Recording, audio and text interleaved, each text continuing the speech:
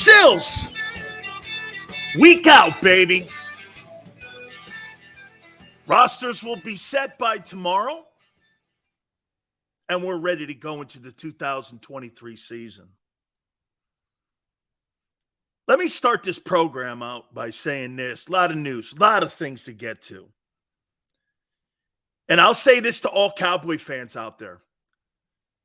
If Dak Prescott wants to win a Super Bowl, it can't be in Dallas, and it won't be in Dallas.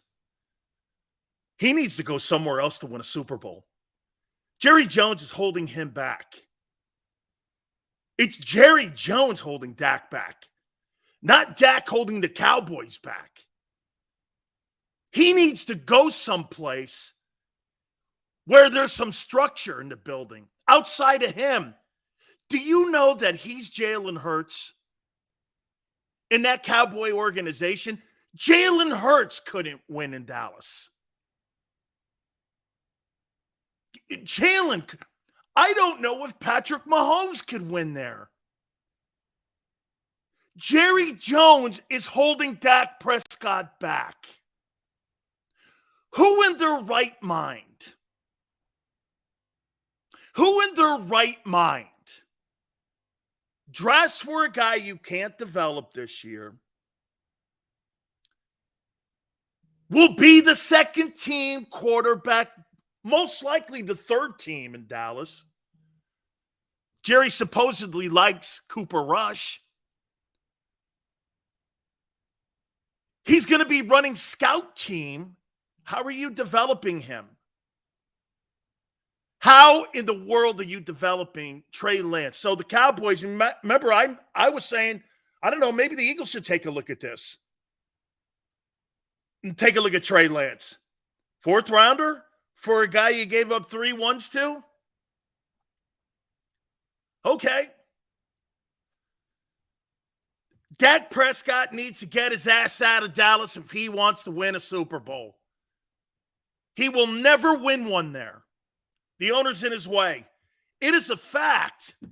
So you thought you'd go and get that guy so that you could jack around with him next year when his contract is up because you think that Dak Prescott's going to fear a guy who Sam Darnold beat out?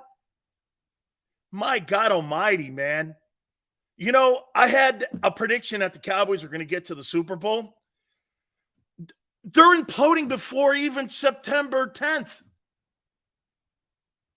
The Cowboys are tripping over themselves before they even are in the first quarter. Dude, man, this guy needs to stick to selling pom-poms and tickets. He is terrible. He is terrible. You create drama where you don't need drama to be created. The quarterback's even looking around going, hey, by the way, I like Will Greer. Get this. The Cowboys are going to put the wrong quarterback on their 53-man roster in Trey Lance. Will Greer's better. Will Greer's better. He's a better player. But name me a quarterback that Jerry Jones has gotten right. Remember something. They found Prescott in latter rounds. Tony Romo was an undrafted free agent that Sean Payton and Parcells found. It wasn't like they drafted Tony Romo. Those two guys, since Aikman, they haven't got a quarterback right. Since Troy Aikman. I mean, 30 years ago, 35 years ago. Okay? Bledsoe was okay. It was a trade. Parcells did. I mean, dude, Dak Prescott, if he wants to win games and if he wants to have a shot at truly winning a Super Bowl, he's got to get out of Dallas. He will never win there when an owner, I mean, there's no reason for this. Hey, if you're an Eagle fan, if you're a Giant fan or even Washington, you're absolutely, hell, if you're anybody in the NFC, you're loving this. Dude, right, Kevin? How about Prescott in Miami? I'd love to see that. I can't believe the amount of winning. Here, I'm going to say this too. I can't believe the amount of winning that Dak Prescott has in Dallas with Jerry Jones in the way. I cannot believe that he's 22-10 the last 2 years. I can't believe it. I can't. Early exits? I mean, what is the owner doing on game day talking about game plans and putting plays in the game? What is that? Holy cow. They're a train wreck now. How about, hey, Jeff, I love that. Prescott to Green Bay. If Love doesn't work out, they got a lot of good football players up there. How about Prescott to Washington? Dak Prescott, I'm telling you this. Dak Prescott is not the problem in Dallas. It's the owner. He's not the Sills, he had 15 picks. Okay, had a bad year. It happens. They haven't, and get this, the only common denominator that I consistently tell you, okay, the only problem that you have is one face and one name, and it's Jerry Jones. We were going to draft Jalen if Jalen had fallen to us. What an absolute liar.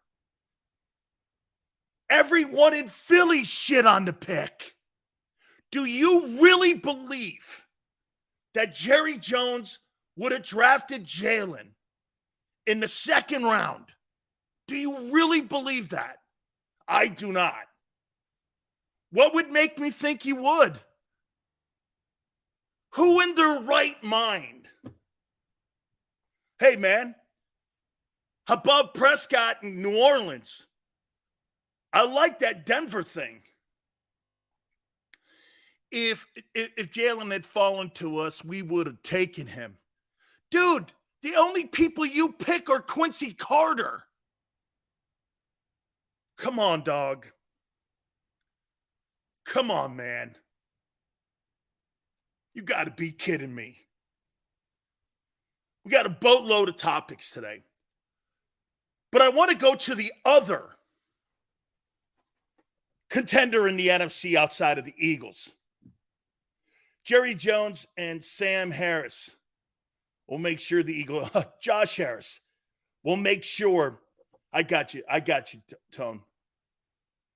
Absolutely. Between Josh Harris and Jerry Jones, Eagle fans, you ain't got anything to worry about. Don't worry about it. You got it. You're covered. You're covered. You're covered. Dude, really? There were more sound bites coming out of Dallas that shit on the starting quarterback before he even started the 2023 campaign against the Giants Sunday night. Aren't you trying to motivate the kid? I'll tell you what, man, I really like Dak Prescott. I like him as a human. I think he conducts himself and carries himself well. I think if you're looking for a face of a franchise, you know what? I have no problem paying $40 million for him now, knowing the shit that he puts up with there. Dude, it's like being in an unhealthy marriage. And you're there because you have to be until the kids leave. Okay? I mean, honestly, I am completely convinced it's not Dak. The media blames Dak because you know why? They don't want to go after Jerry. Shit, man. Why would you put pressure? Here, get this. Everyone goes like this. Why is Jerry putting pressure on Dak? Jerry Jones isn't putting pressure on Dak.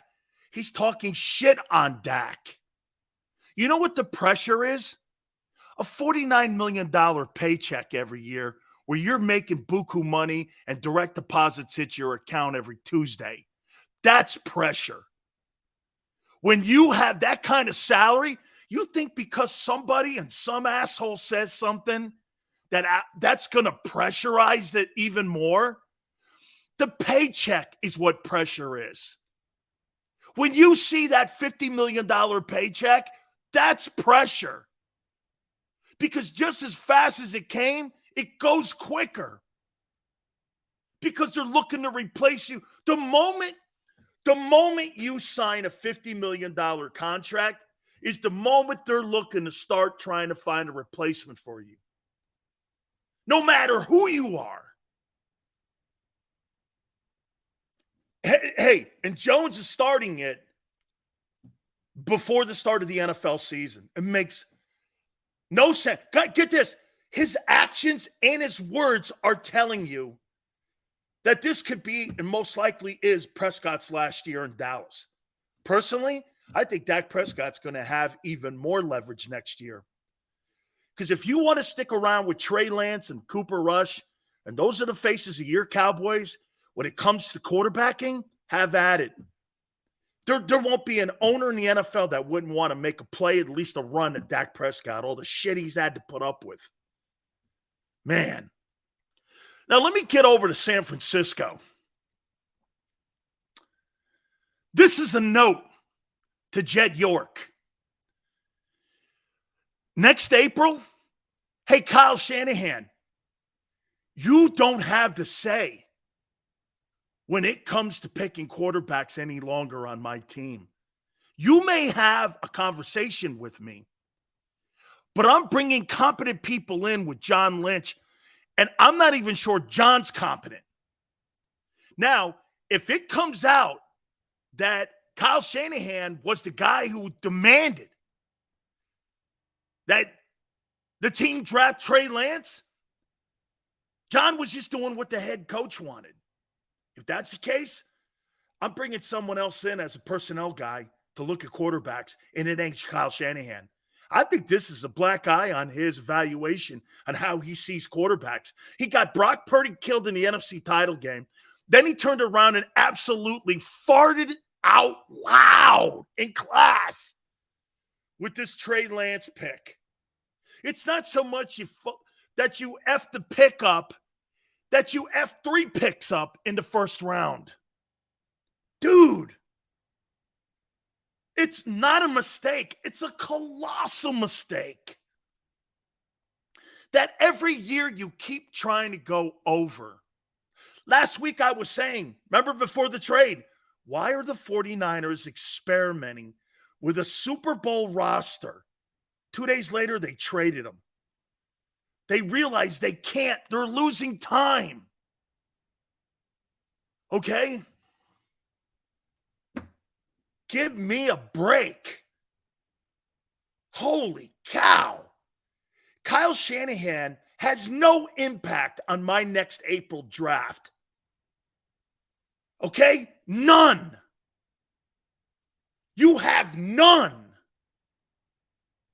Until you build that equity back up. What about Brock Purdy? You got lucky there. You didn't draft him. You took a quarterback because you like quarterbacks. Not because you thought he... That's like telling me the Patriots calculated on getting Brady in the 6th round. Come on. That's a lucky pick. It's luck. It's luck you land on Russell Wilson in the 3rd or Montana in the 3rd. It's luck. Okay? So what? He worked out. He has.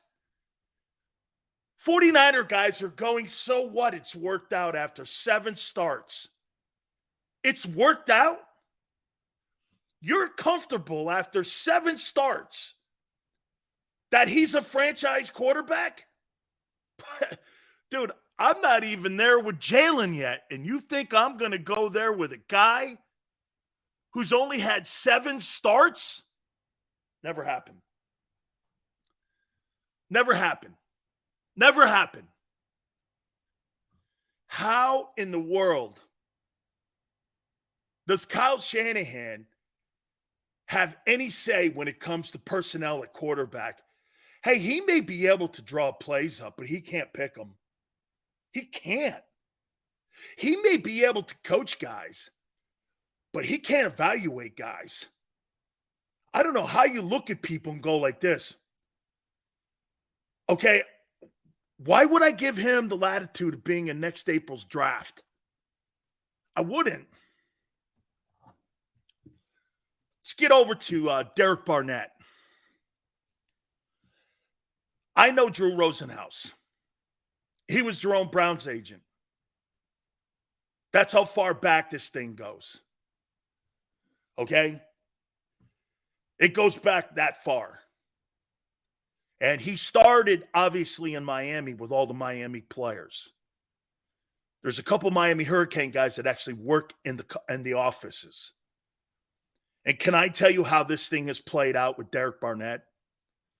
Okay.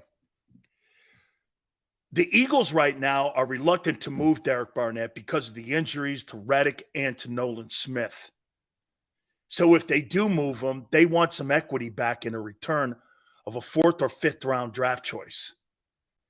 Howie'd like to get a 3rd, but no one's going to give a 3 up for him. 4 or 5, somewhere in there. But here's what happened in the conversation and how this thing worked out. Remember Darius Slay? That's also Drew Rosenhaus's agent.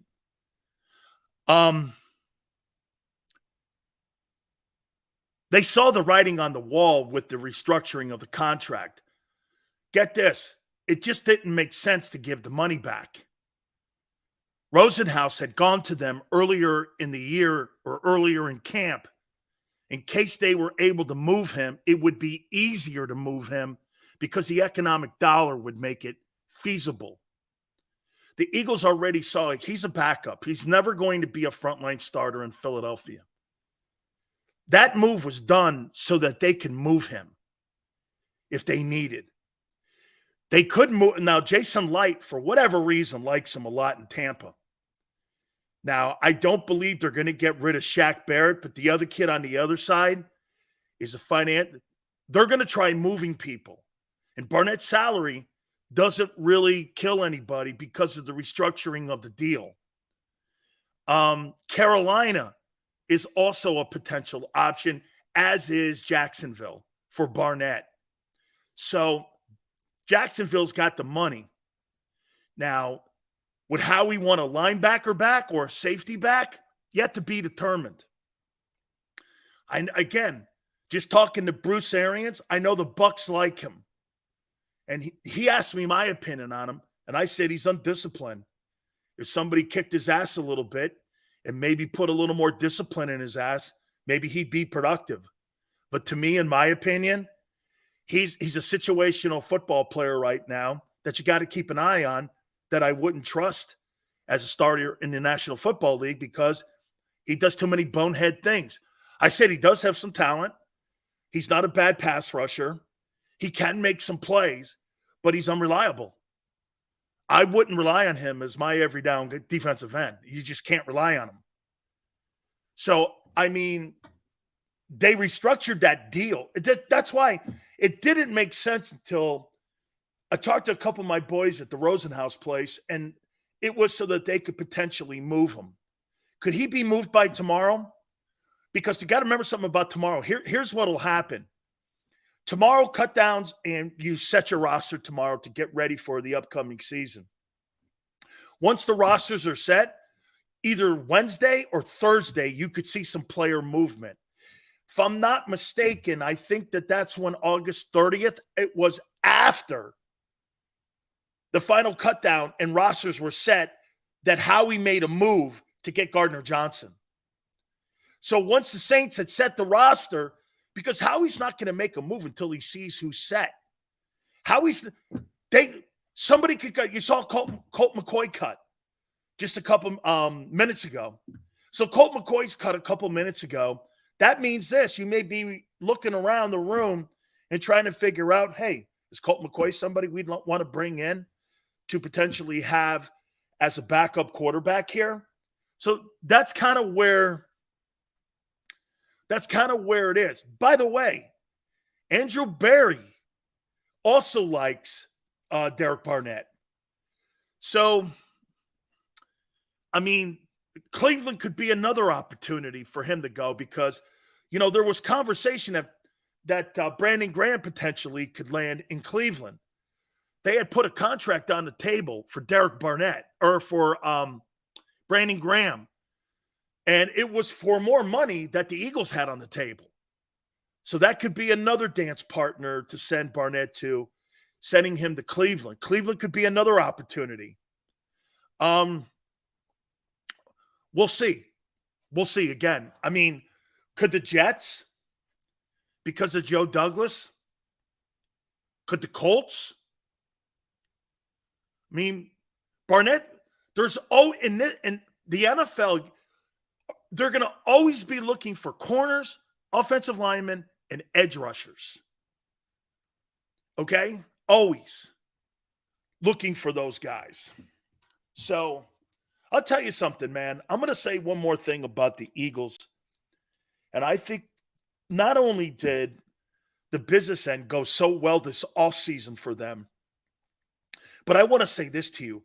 They kept so much noise down in their building, and it is a professionally run organization where they do not create drama in.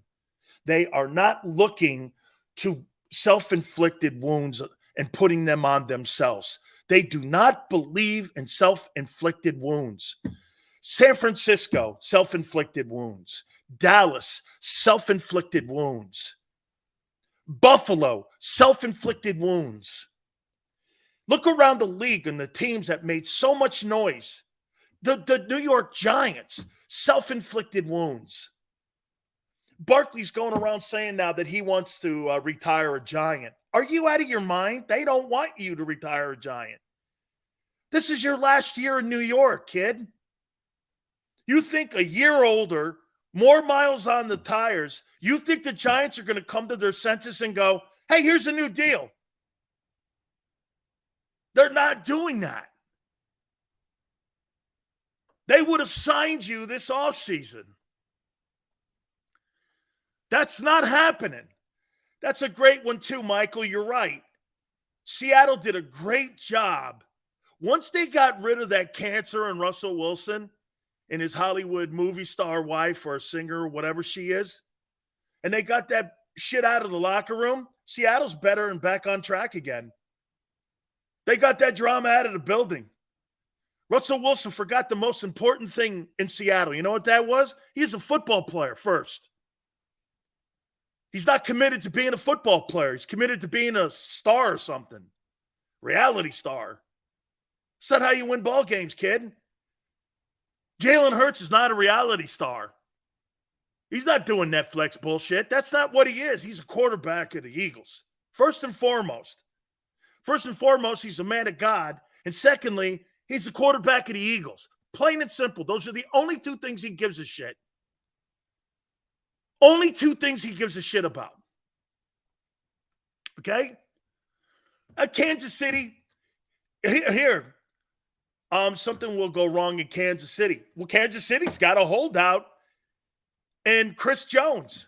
They don't want to pay Travis Kelce, Andy's kid, with that bullshit in the offseason here. There's some noise in Kansas City. Chris Jones doesn't want to play him maybe until week 8. That's a problem. Hey, by the way, no Chris Jones week 1? I don't know, man. What's the point spread? I'd like to know that because I might take Detroit. Detroit's going to, hey, Detroit, they're coming. They got to go do it now. Detroit's coming. Let me tell you something. A win like that for Detroit in week 1 on a Thursday when you drop the banner, if they're able to go in that building and get it, wow, that'll be a tough team to beat. That's the Eagles last year. That'll be a tough team to beat. You get momentum like that, where you beat the Kansas City Chiefs in their home opener, dropping a banner, I'll tell you what, no Chris Jones. Let's check it out because I don't think you're very talented on defense.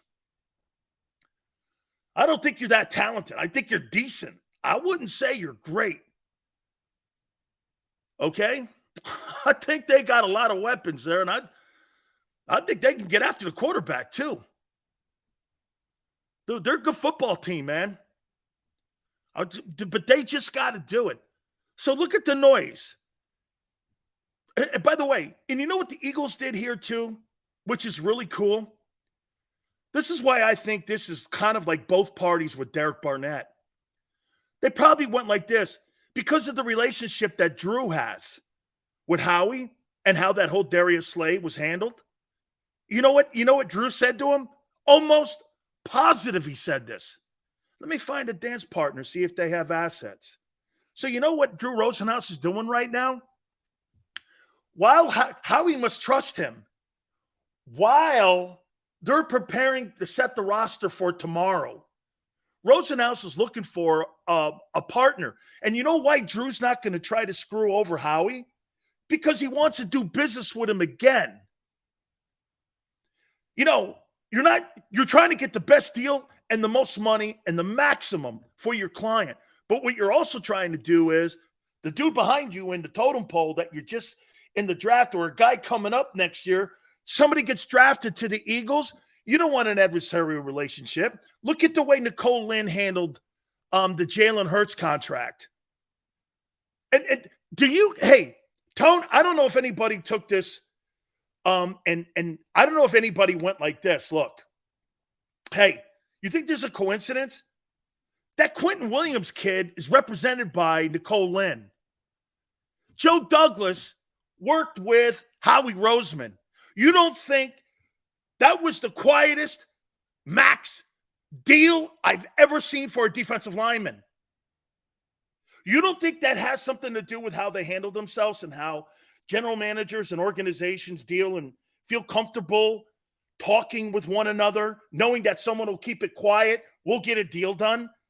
Nicole Lynn did the quietest max deals for position players I ever saw. The quarterback and the defensive tackle in New York. I can't believe it. That's how you do business. And so Howie's looking at Barnett. Barnett's agent's turning around going, I'll tell you what we'll do. Because he knows Drew's got major connections. Okay? Seals, where are you getting your scoop? Bailey. Look at who works for him.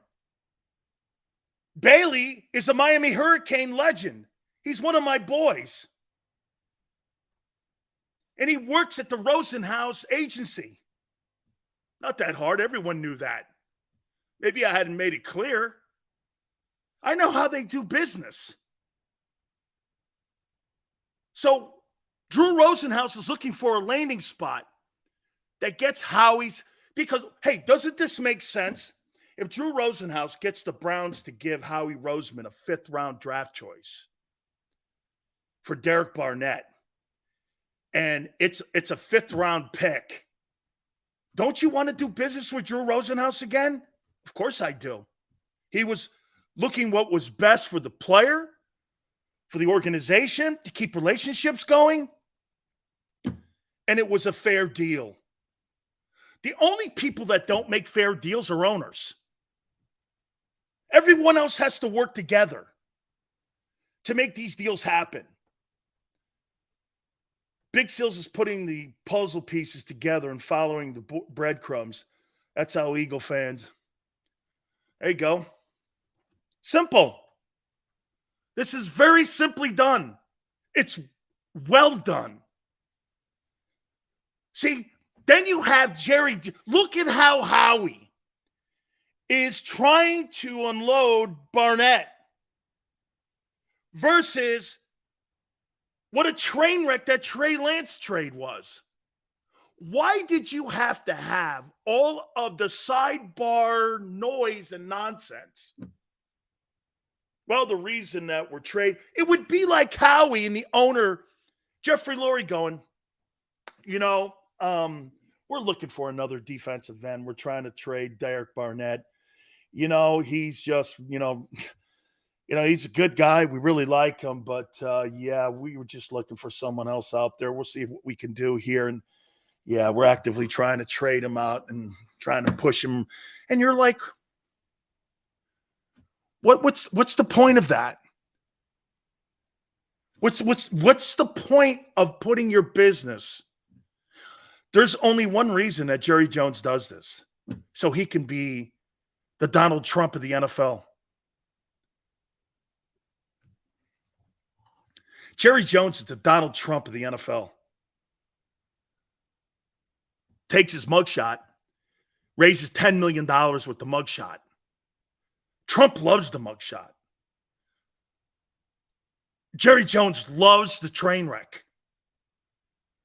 He rides the train wreck. He loves the train wreck. He loves it. See, he thinks that's good for the game, what he's doing. He thinks that's good for his team, what he's doing. He loves this. He loves it. But at the end of the day, it's got nothing to do with winning football, and that's why they haven't won a meaningful game in 30 years. All you have to do is circle back, and you have everything in front of you for today. Okay? 5-star, I'm not talking politically here. I'm talking about how Trump and Jones like to be front and center in everything.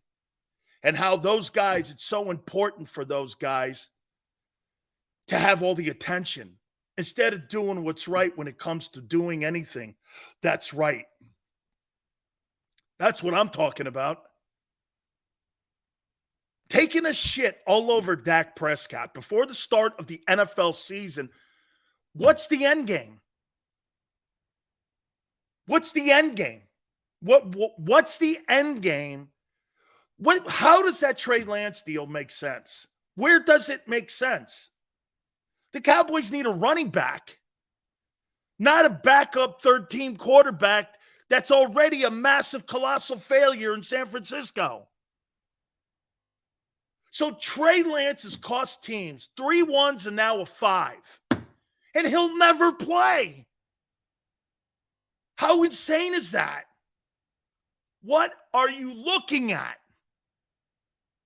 You know, it's funny. People don't believe their eyes sometimes. I mean, Jesus. How does that help Dallas? And then you try justifying it. Get this, Tone. So Jerry Jones turns around and tries justifying that trade by bashing Dak. The guy you're paying $49 million to.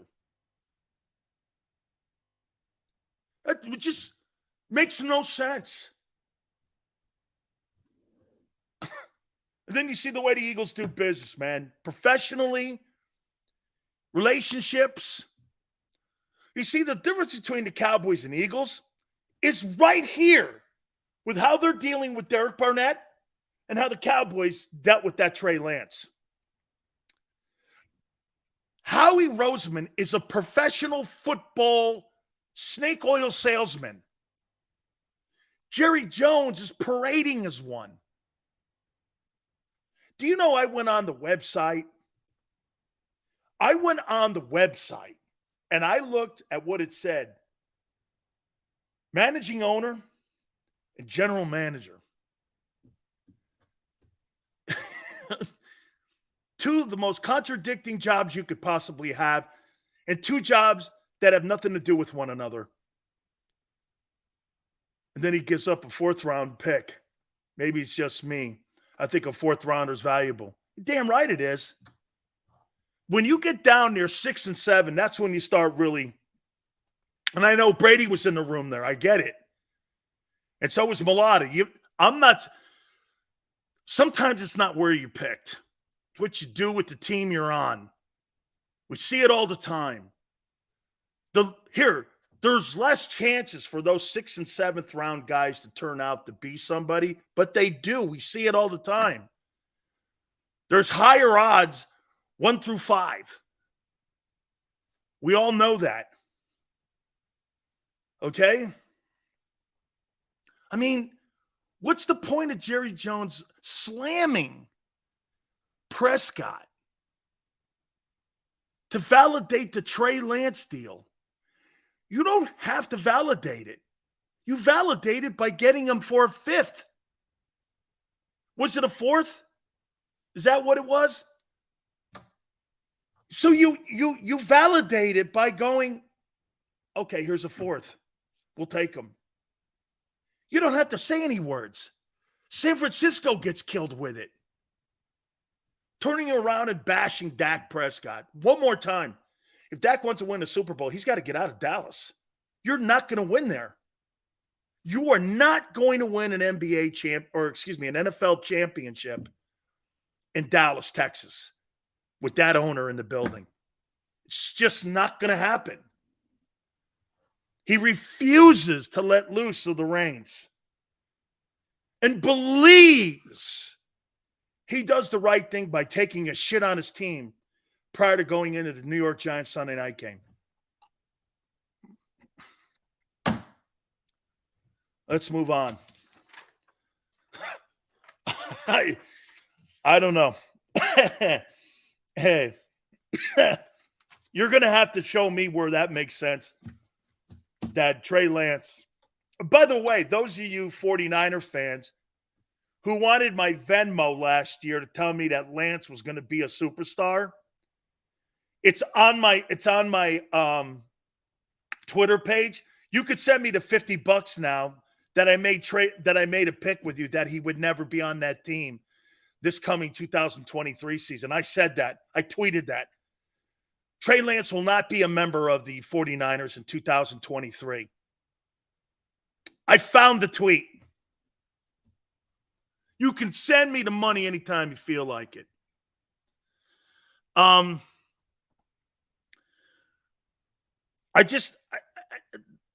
Dallas deal just here. It's one thing to make the deal for Lance.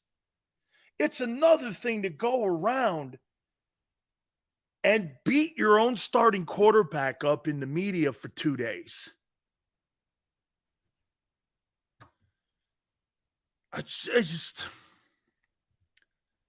All right, let's get into the I want to do something here, and we're going to start taking a look as we get each and every single day closer to the Patriot game. We got so much to hit on here today. I really how many people believe that this Patriots game is going to be more of a challenge than what you think? Okay. Seals, do you think there's any real interest from Howie and Jonathan Taylor and that they should do it for the right price? Humpty, Jonathan Taylor, supposedly by tomorrow noon Eastern time, the Colts want to have a deal on the table. Supposedly there's 2 deals on the table. The Miami Dolphins, and there's another team. It would not shock me if it was an NFC team. Then again, here's another owner that's a loose cannon. So it's unpredictable. And anytime you have like Jim Irsay or Jerry Jones involved in the deal, the factor of it being unpredictable and really not making sense, you've got to always put that into the equation. So with Jim Irsay, Jim Irsay's also finding out right now what the price is for Jonathan Taylor, Humpty. You know what that is? That, get this, no one's offering more than a 2 and a 5. The Dolphins have a deal on the table right now for Jonathan Taylor for a 2 and a 5. And the Colts want to make it one of those picks that if the kid turns out to be a 1,200-yard team or 1,200-yard rusher, it goes to a 1. The Dolphins went no. The Dolphins, just like every other team in the National Football League, is not giving a 1-up for Taylor. So as much as the owner, can I tell you what's happened here? The owners are self-colluding with running backs. They don't want to pay them, but when they want to trade them, the Giants, when they wanted to try to trade Barkley, found out it was a 2 and a 5 also. Holy shit, I can't get a 1 for him. Wasn't he like the 3rd pick? They have self-colluded on themselves. Okay? Dude, I think the guy Jacob's got a great deal with the Raiders. He got a bump in pay, and if they tag him next year, it's $14 million. I'll do that. I'm good. That's not a bad deal. That's not a bad deal. Oh, so if I get tagged next year, it's 14? Well, shit, I'll be one of the highest paid running backs in the game. I'm good. Well, Irsay wants a 1. Wait a minute. You just said the owners and the league just said we're not paying running backs. But you know what the owners want? They want a first rounder for Barkley or for Jacobs or for whomever they think, Jonathan Taylor. How can you have both? Wait a minute. We don't want to pay the player, but we want the other team to pay with equity of a first rounder. You see how these guys don't want to, owners don't want to do a good deal. Right there in a nutshell, it shows you exactly how harebrained some of these guys are. Hey, I'm not paying you $17 million. Okay, trade me. Well, I want a one for you. Not doing it. What do you mean you're not doing it? He's a first-round talent. Well, then pay the kid. If Jim Irsay thinks that Jonathan Taylor's a first-round talent, why wouldn't you just pay him? He doesn't want to. You see how of a convoluted message it is? Look at the convoluted message. Hey, we're not paying these guys anymore. But if we trade him, we want a one.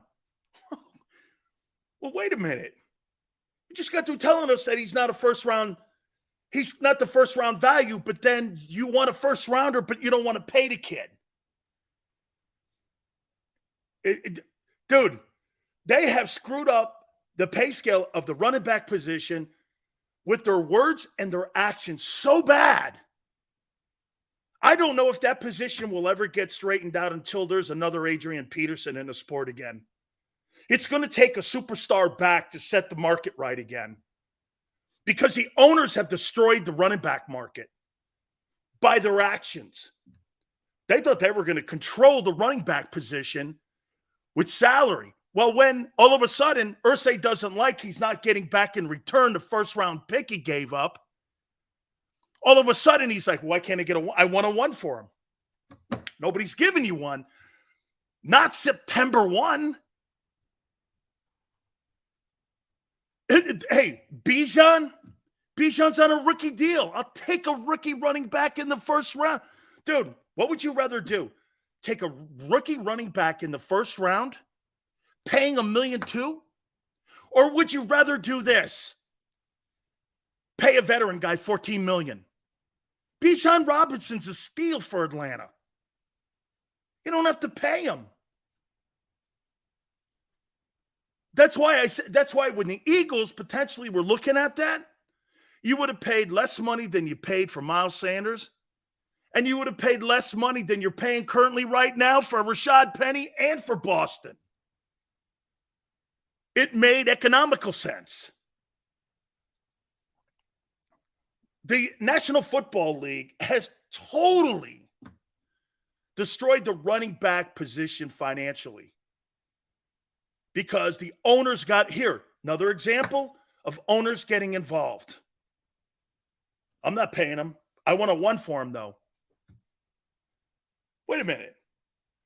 It's like a kid with his sandbox and his shovel and pail when you listen to Jim Irsay. Dolphins have a deal on the table, 2 and a 5. No, that's not enough.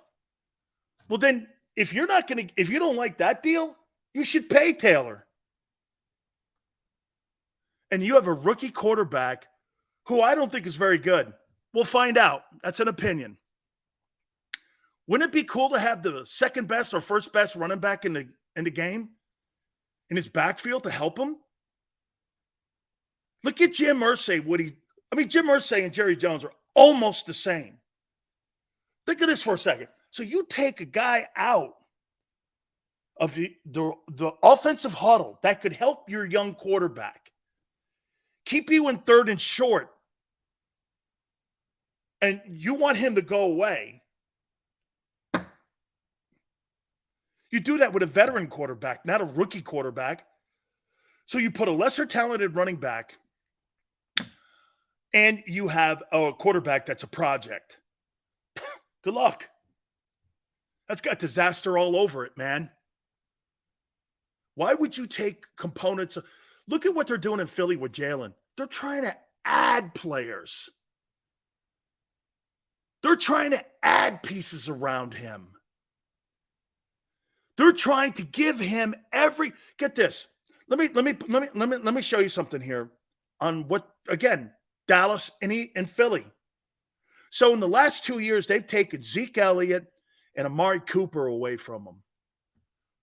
And in the last 2 years, the Eagles have added A.J. Brown and DeAndre Swift.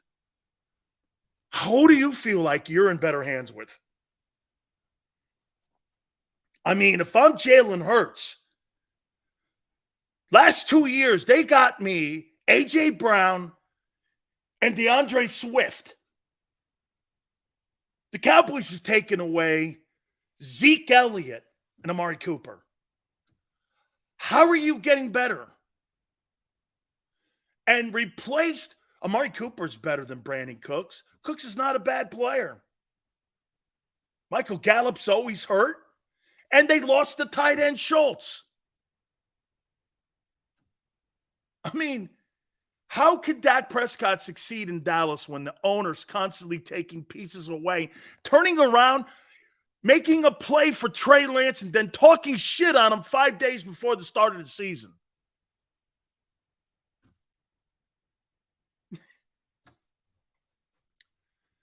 I mean, even me, I can't make, I try to make sense out of a lot of shit. I can't make sense out of that. I can't make sense out of that. I mean, Amari Cooper had 1,000 yards last year with God knows who was quarterbacking until Watson got in there. What was it, week 12? Dude, every year, they're trying to help every year. They're trying to help jail. They even drafted offensive linemen, restructuring contracts on the offense. You know, man, Philadelphia Eagles do business the right way. You pay a guy $50 million, you're going to make sure the best people in the huddle in the NFL are in that huddle with him. Okay? And I think this is a fundamental flaw going on in Kansas City. I'm going to say something else about Andy Reid and Brett Veach there. Let me say this to you. That roster continues to disintegrate in front of our eyes since John Dorsey left. John Dorsey's a complete asshole. I understand that. He couldn't deal with people decently in Cleveland, and he couldn't deal with people decently in Kansas City. I completely understand that. But as a talent evaluator, he found Mahomes. This is the guy that is a great talent guy. He put the majority of that Cleveland Brown roster together for Jimmy Haslam. He's just an asshole. I get it. The first Super Bowl that they won in Kansas City, that roster was loaded. Now, dude, I look at the offense and I go, I don't know. Travis Kelce, a really good guard, and what? And what? Look at the defense. And you know what they're doing? Clark Hunt, they're trying to take a page out of New England. Well, we got the quarterback here who's not the highest paid guy in the league, so everyone else on our team can't be high. And that's what they're doing. They're beating everyone down with Mahomes. Mahomes hurts the salaries of every Kansas City Chief because he's not demanding to be the highest paid guy. If the best player in the sport is not the highest paid guy in the sport, how can Chris Jones demand it? That's why Richard Seymour gets traded or a Darrelle Revis. God bless you, bro. From Niners all day and me. Hollywood. Kyle Shanahan has no say in my quarterback selections any longer. He could give maybe some insight, but every time I go to him, he absolutely has the worst intel, and he is the worst. He may be able to coach some of these guys, but when it comes to picking talent, he ain't it. I have no interest in him picking my quarterback talent. I have interest in him coaching it, but I don't have any interest on him evaluating guys coming out of college. He doesn't know what he's looking for. Okay? Big Sills. Just, hey, man. Last chance, Lance? Shit with Jerry? Are you kidding me?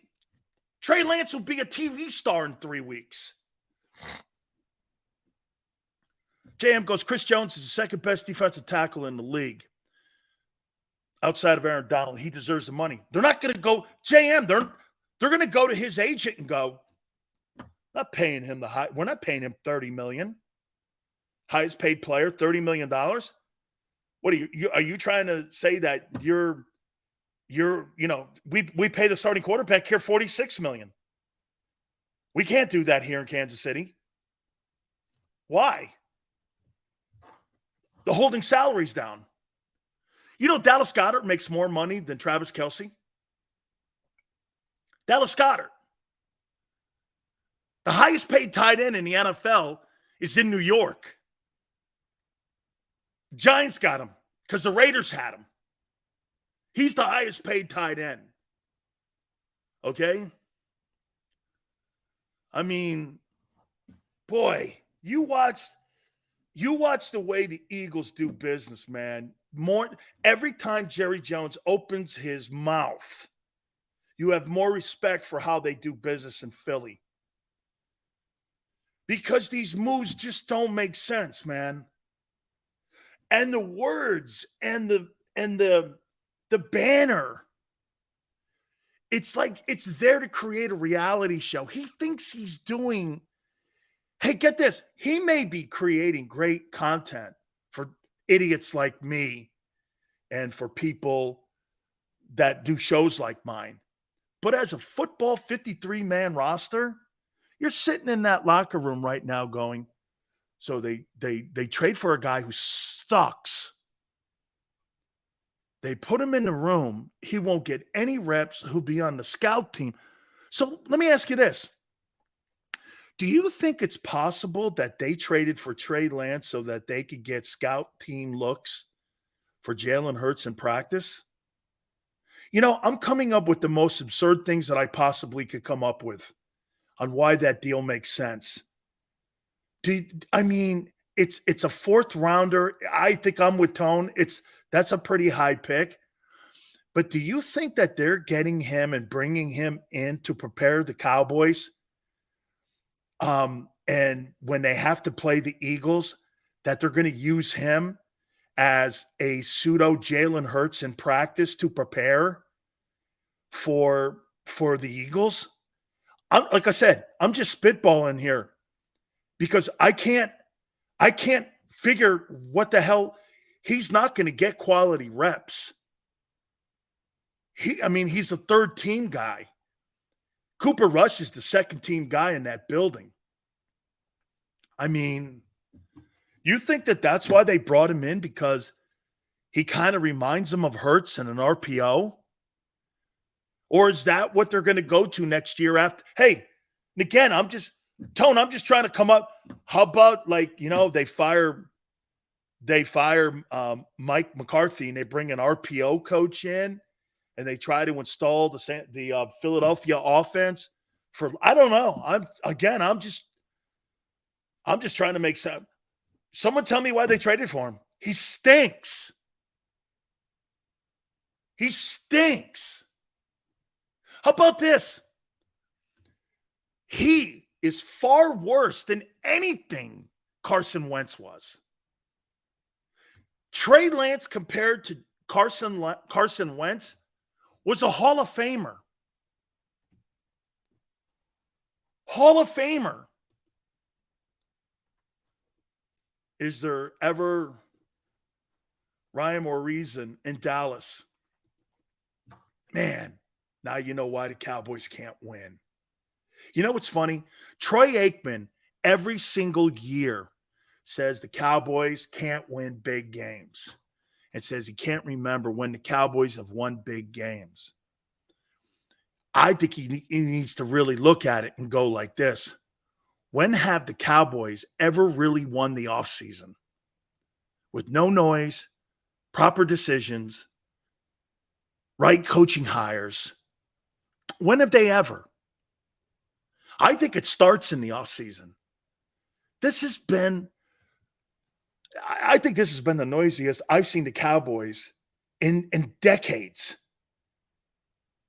I mean, this is the noisiest Cowboy team of all time. At least with Jimmy, they won. I mean, at least with Jimmy, they won Super Bowls. And they were putting 13-win teams up. They made noise through winning and talking shit to people. It's like they're the greatest. I don't get it. I mean, it just totally doesn't make sense to me, man. And the Eagles go about their business the way they did with Derek Barnett today, professionally. They get this. So the way the Eagles are doing business right now, they went like this to the agent, Derek Barnett's agent. Hey, look, we like the guy. And we'd really probably like the guy still to be on our team.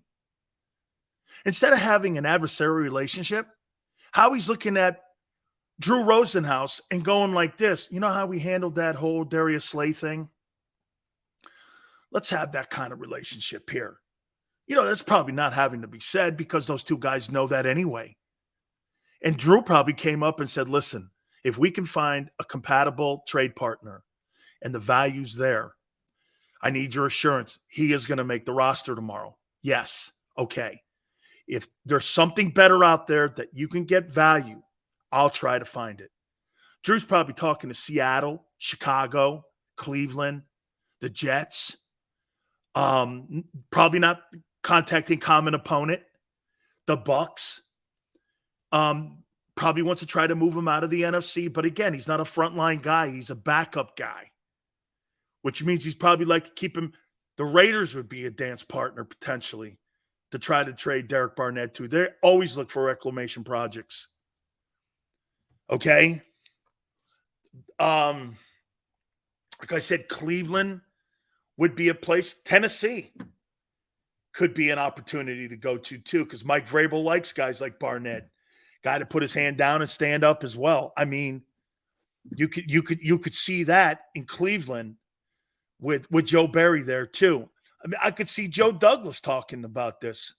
Hey, what would you want? You want a fifth rounder for him? Okay, how about a contingent fifth? If not, it's a sixth. Comes in, he plays 35% of the plays, it's a fifth round pick. If he starts, he makes the Pro Bowl, turns into a third round. I don't know, maybe you do a contingent pick on this. But I think it's going to happen probably Wednesday that you'll see Barnett moved if he is moved. Because you first want to set the rosters and you want to see what's being cut and put on practice rosters. It doesn't make sense to make a move today. Why would you make a move today? Let's see the roster set. Okay? Teams will turn their rosters in by noon tomorrow. You'll have your 53 plus your 13 or 12, whatever it is, for your practice squad. And then teams will scour the practice squads and look at the waiver wire. Then on Wednesday, they'll look at the deficiencies on the Eagles. Safety, linebacker. There's no doubt that the Eagles have glaring weaknesses at safety and linebacker. And not only that, but they have the glaring weaknesses at those positions that affects your special teams. Because the majority of the players that are on those special teams on kickoff and punt return and punt coverage come from those positions. So that affects your special teams. So you're going to want to look for depth and low-income guys. This is where you balance your roster and your salary cap here. You get rid of guys that are making a little bit too much money. And what you're going to do when you got a guy on your roster and you see a guy that's pretty good in special teams, maybe not a frontline starter, but if he had to go in on, say, a third-team linebacker, you'd feel comfortable doing it, but he's really notorious when it comes to running down kickoff coverages. I'm going to sign that guy, especially depending if the money's right. And I'm going to jettison the guy I have on my team. Okay? By the way, Carson Wentz did it right. There's a gigantic market for him. Wentz has a big market right now. I mean, it's not starter market money, but he's going to get an opportunity to go somewhere. Kansas City, San Francisco. There's a bunch of teams that have shown interest in him as a backup quarter. I thought he might land in Dallas, but once they made the Trey Lance deal, that deal obviously is out. But hey, I could see Carson Wentz in New Orleans, maybe Denver, maybe Seattle. Could see him in a position like that. What team is Wentz on?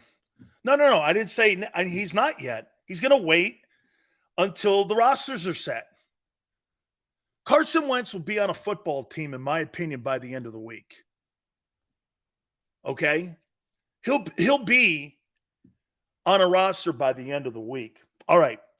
I want to do this. I want to take a look at the 2023 team, and I'm going to make a comparison for you, okay? Hey, don't forget, as we're getting closer to college football this weekend and also the NFL schedule, we're so excited to have our great friends at Hooters, and it's the 40th anniversary of Hooters, and we're so proud that the National Football Show, the official home, is Hooters and the 7 locations in the Northeast area. Most notably, the King of Prussia one, where we'll be doing so many events from. I posted it on my Twitter page for you to go there and look when we're going to be in town.